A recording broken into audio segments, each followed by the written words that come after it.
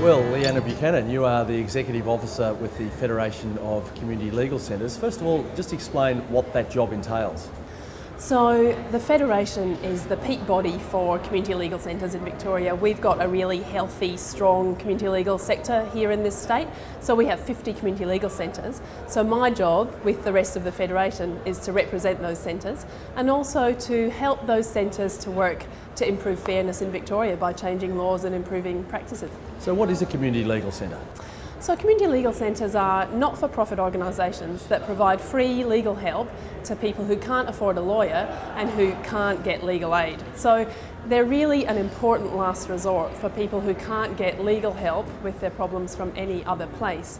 The other important thing about community legal centres though is that as well as providing help to individuals, they also try and prevent legal problems in the first place. So they do lots of community legal education and community education, community engagement, so they try and work out what kind of information people need, make sure that they're informed about the law so they don't get into strife, and also try and make sure people know their rights. And what sort of law do lawyers at community legal centres actually get involved in? Is it just criminal law or all sorts of law? There's a really broad range. So in fact, across the whole of the 50 community legal centres, only 7% of the work that we do is criminal law. So most of it is family law and civil law. A large proportion is in family violence. So 1 in every 3 cases opened in a community legal centre is where they're helping someone who's experienced family violence. And civil law covers, again, a really broad range. So poverty law practice, credit and debt, consumer protections, helping people who've been exploited by payday lenders, eviction, tenancy. There's a whole raft of those kinds of areas. And those are really the areas that community legal centres are expert in. Okay, so for all those students who are studying very hard in their law courses, coming to the end of the law course or maybe just starting off, why would they decide to go and work in a community legal centre rather than try and make the big bucks, at the top end of town? Well, I think in part you just referenced it. We spend a lot of our time at work during our adult lives, right?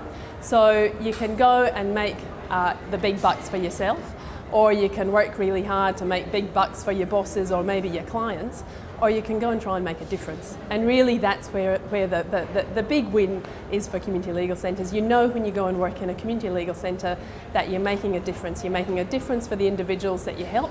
You're also making a difference because part of your work is trying to make the system fairer. And how do students actually, before they get qualified, get involved in a community legal centre? Can they volunteer at any community legal centre? Absolutely. So there are many volunteers right across the community legal sector working now, and lots of those are students. Some universities have clinical legal education components, so students can do some work in community legal centres as part of their study.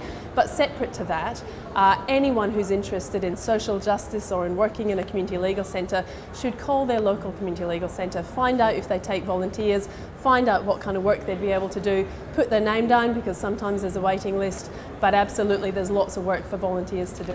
Well, thanks Liana, and students, there's the message. There are a whole range of options when you finish your law course, but if you want to make a real difference, consider working at a community legal centre.